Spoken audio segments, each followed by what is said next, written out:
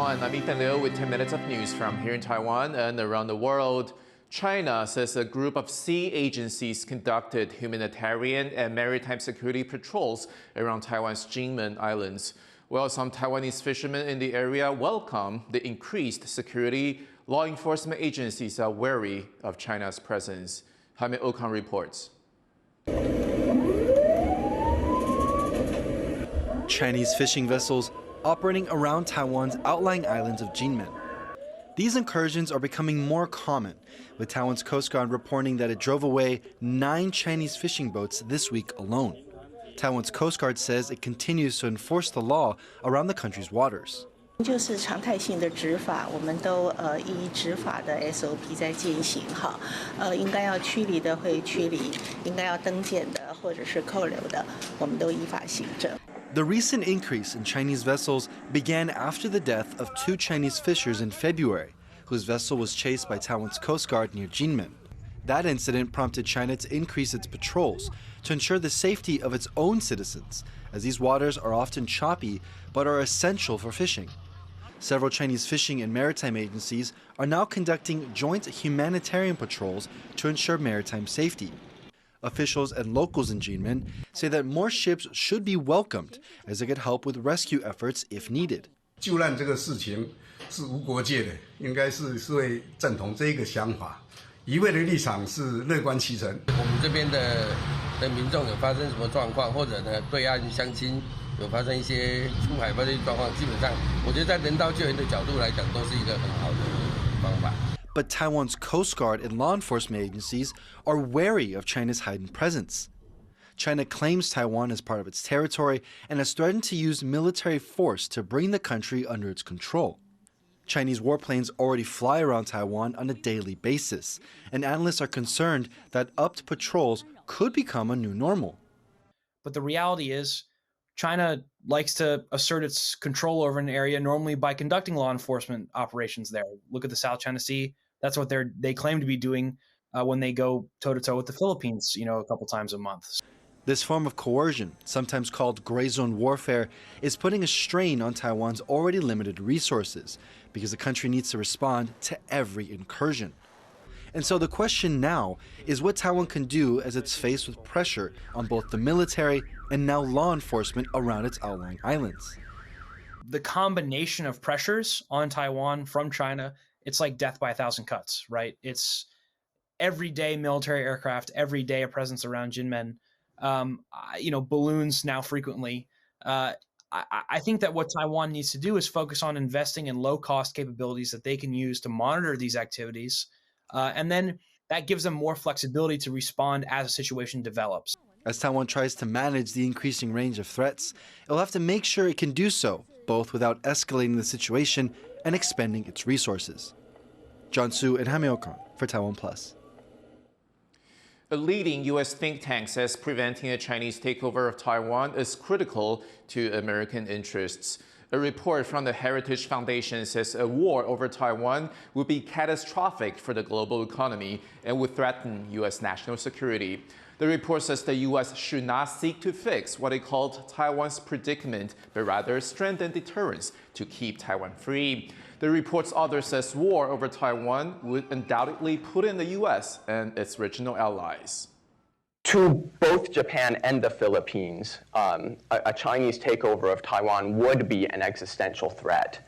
They would be involved, and they are our allies. We have a security commitment to them. The most likely thing that would happen is that both Japan and the Philippines would be pulled into the conflict, even if the president at the time was insistent on staying neutral.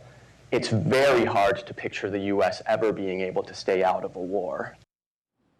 The fatal food poisoning case that shocked Taiwan this week has a new legal twist. The restaurant involved isn't insured. As investigators dig for clues as to what went wrong, there are new questions about who will pay compensation. Jiangman Trist has this update.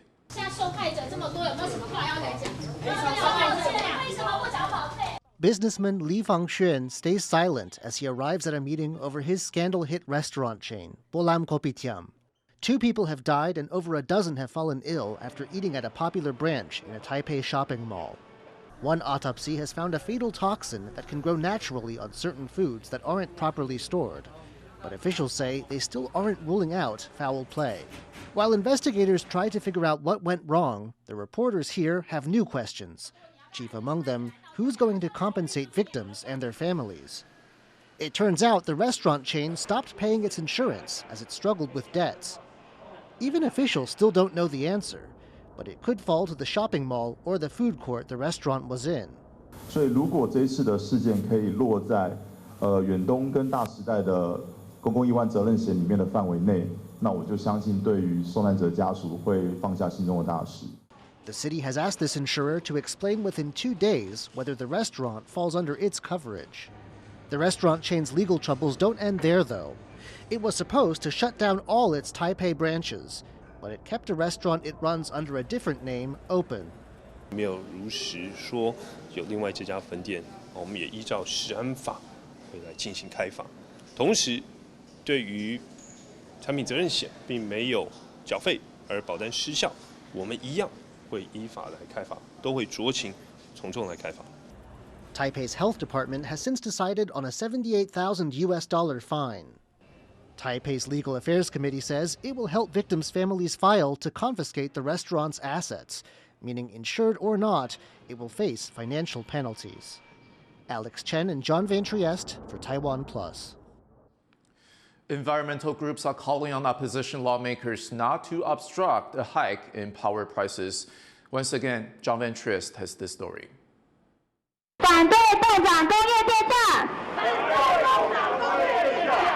Protesters outside the legislature have a message for the opposition Kuomintang and Taiwan People's Party.